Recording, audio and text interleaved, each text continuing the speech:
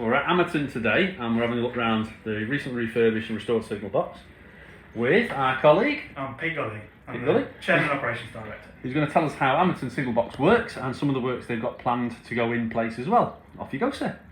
Right, so obviously we've just done this over the winter. The signal box originally was from Waterhouses on the North Staffordshire Railway, and it originally had a Mackenzie and Holland frame in. The box had been repurposed before we got it, so the frame was no longer with it. But we managed to get a 12 lever Midland frame, which was kindly donated by Chasewater, and we've managed to fit that in, and then we've changed over our signalling over the winter. We used 10 of the levers, got 2 spares. It controls 2 points with 2 locks, shown on the diagram. 2 mechanical signals. We've got a semaphore home signal and we've got a little shunt signal in the loop there, and then we've just put some colour light heads in for a few other bits and bobs. Do you normally just work with the one train, or...? Most of our operations are all one train, most of the year. Any plans to go to 2 trains? It's difficult. We've got 2 platforms, the doors are all on one side, only one platform at each loop, so 2 passing loops. Yes. And only one platform at each loop. So it's difficult to do and pass trains. Yeah. It would need quite a lot of infrastructure, doors on other sides of coaches, and that kind of thing. But we do have a gala. We generally run 2 galas a year. We have a steam gala in June, and we have an Everything Goes gala in September, when we run the passenger train still, but we run a couple of demonstration freights. So all those galas will be in full swing then. We'll actually be signalling trains in and out of each loop and passing trains here with the freight trains. And you're just still in the process of just fitting the ends of your colour light signals, I noticed as well? Yes, there's 1 signal head left to go on. So we've got 4 colour light signals. We've got a home signal coming in from the blue section, as we call it, the fields on that side. We've got a platform starter, which is in. We've also got a position light, which on the bottom of that, which is good for going up into the head shunt for putting the stock away at the end of the day. And then we've got a position light out of the head shunt coming back into the platform, which is the only one we haven't got in yet. Have you made them in-house, or are they repurposed British Rail? So the home signal, the colour light home signal, which is behind you up there, that is I think ex-Bristol, and that's a genuine. Everything else is home built in-house, because we've tried to keep things discreet. We've tried to be a fairly genuine narrow gauge railway. Signalling would have been minimal, so anything that's colour light we've just tried to keep discreet from the public, but obviously to drivers. And so this home signal, for instance, are MR16 50 watt house bulbs, 12 volts, and it's just up on the end of the shed up there. You can just see it. Yes. So it's fairly tucked away from the general public, but it's obvious to the drivers sitting in the platform. They know where they're looking, they know what they can see. Locking on your frame, did you do the locking yourself? So the locking design, just let me grab it out here. We've got a gentleman called John Miller. He used to work for Network Rail, or whatever it was when he worked for them, Rail Track, doing mechanical signalling design for a lot of the country. And he, with a lot of discussion, he's come up with our locking design. So yeah. So he came up with that, and then we've installed it. Sat down with him, went through what we wanted, and came up with something that would work for us and wasn't too complicated. That's very good. I noticed you've made a lot of your cranks outside yourself as well, you were saying? Yes, yeah. So a lot of the cranks are built in-house. Trying to get things is difficult, especially for a small railway with not a huge income. We're all volunteers, we've got no paid staff, so we didn't want to start trying to spend a lot of money on brand new stuff. So in the end, we fabricated what we needed based on what throws we've got, what throws we need out there, but generally based on what cranks we had already, and copied the design really. I was going to say, I noticed your signal wire pulleys. You made them in-house. They're quite a nice, simple design. Yeah. So it's just a lifting eye and a long shackle with a pulley wheel we've made in-house, with a bearing inside. It's all stainless steel and aluminium, so should last forever really. They're grand little things really. It's a lovely little setup, I'll say that. Yeah. So the all the colour lights we have at the minute, be a bit careful of where they're shunting in the yard. All the colour lights we have at the minute are repeated on the diagram, or they all will be eventually. And everything's 12 volt. All our signalling is 12 volt, just for ease. But those are direct repeaters all outside using a current sensing circuit. So if there's any issue with the signals outside, it's repeated in here. If it's blank on here, the signal's off outside. So there's a few things we've got in here. All our power is marshalled in here for the diagram and for the lights outside. So it's all marshalled out there, which is in effect a CCTV power unit with lots of supplies. Comes in here to either the diagram or for the various micro switches for the levers. And then each of these boxes is a PCB we've designed in-house and have made with a relay for activating the signals and a current sensing circuit for the diagram. Nice and tucked away. Yeah, well this will be a booking desk with doors in front. And hidden so underneath this will it. be completely hidden. Yeah.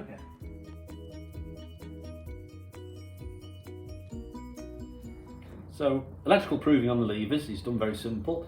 It's here off the drive on the tappet. You just make out there's a bit of a little notch there that operates, sliding notch that operates on the micro switch, and that's how they've just done electrical detection on the levers. Because obviously, if you look underneath, there's not much room. There's only about a foot of room below there, so there's not enough room to put any circuit controllers downstairs and one them outside. If I pull one off for you, you can see there's a little ramp on there that just activates the micro switch. The ramp you can just see there. The ramp is just operated on the micro switch. That's it. Back in. Oops.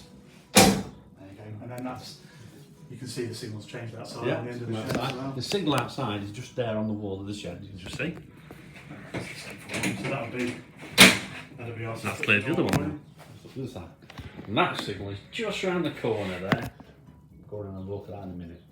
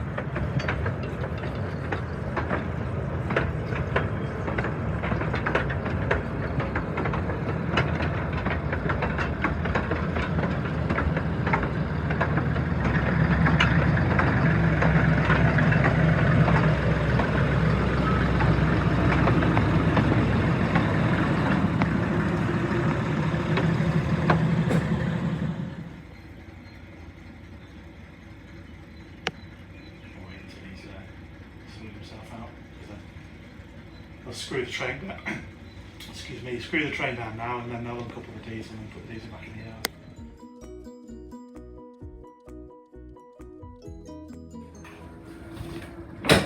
That's it. He's got the position right now to go back.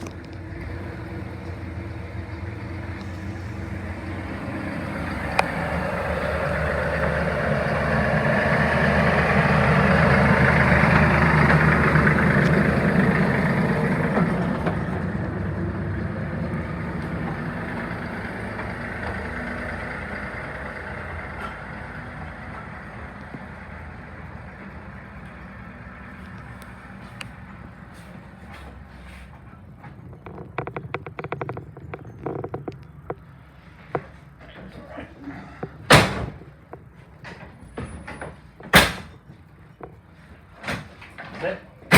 Back to normal, and you can go in and out the yard as he likes now. So this is the signal down at bridge 1, colour light red and green. Red and green. Red and green, and then you have the bridge just in front and a level crossing, which the railway's just about to start putting some level crossing equipment in on. And you've got a method of operation of that from Signalbox as well? Yeah, so the gates will stay. We're not going to put a proper crossing stuff in. It's an accommodation crossing really for an overflow car park that is rarely used. So we'll leave it as gates, and we normally man the crossing. And we've got a flag at the minute, so we've obviously got a signal that's green, and then we wait for a green flag as well.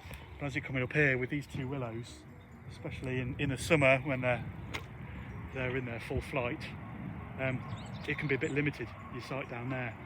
So what we're looking at doing is putting a box down there that rather than wave the flag, they'll have an override for this signal. So this signal will have to be pulled off in the signal box, and then they'll be able to override it via that control box, and that'll make it green. Yeah, if they have an issue, they'll have something they can press to make it red. Equally in the signal box, put the lever back, it'll make everything red, so it's all safe.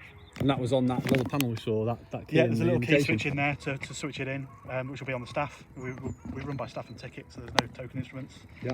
There'll be a key on the staff. That key will start up that crossing box, and then they'll be able to use it, yeah. And then the override will be in, and they'll have to press the button to give the final authority to make the signal green. And your interlocking itself is just a PLC, isn't it? Yes, for that part of it, all the frames obviously mechanical, but all of that is as basic as a timer and a relay. So obviously, if you can see red disc, then it's then the blades aren't across, and they're designed so a 2p coin behind the blade will show an obvious indication, and then they're also pinnable. So if we want to run the opposite road, we can actually put a pin in, which is down here.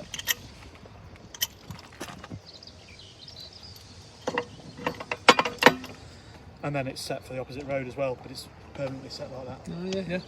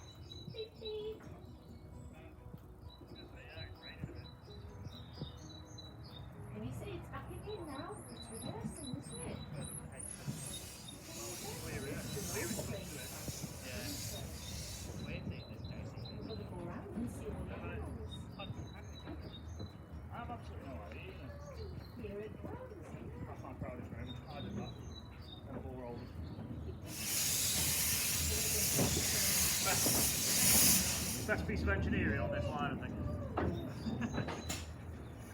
Not saying.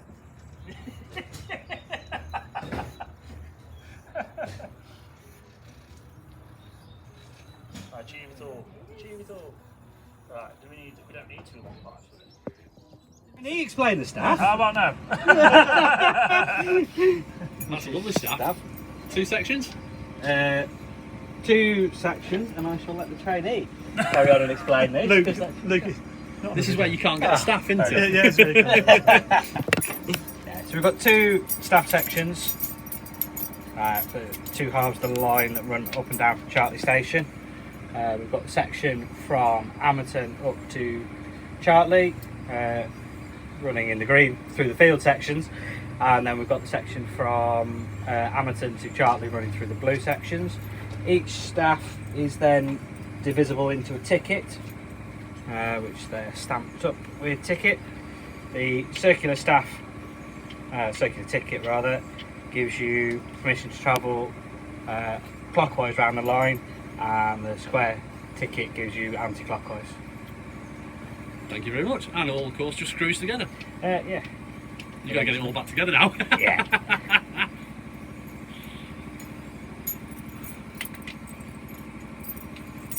Obviously, 1 in steam today, so it's all mine.